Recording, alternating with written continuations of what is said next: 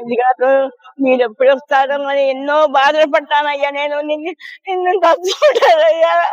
నువ్వు ఎప్పుడు వస్తావా, నన్ను ఎప్పుడు చూస్తావా అయ్యా? అయ్యా అంత బాగా చేస్తావయ్యా నువ్వు చక్కగా. నాయన నువ్వు చేసిన పనులు నాకు నచ్చినాయి అయ్యా.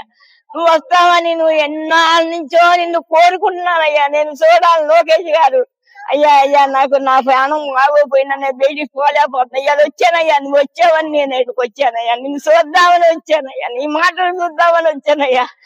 అయ్యా అయ్యా నాకు చూపించావయ్యా. నువ్వు ఎల్లప్పుడూ రావాలయ్యా. నీకు ఏ లోటు రాకూడదయ్యా. నువ్వు ఎల్లప్పుడూ నాయన మంచి పనులు నువ్వు పట్టా ఇచ్చావయ్యా నాకు.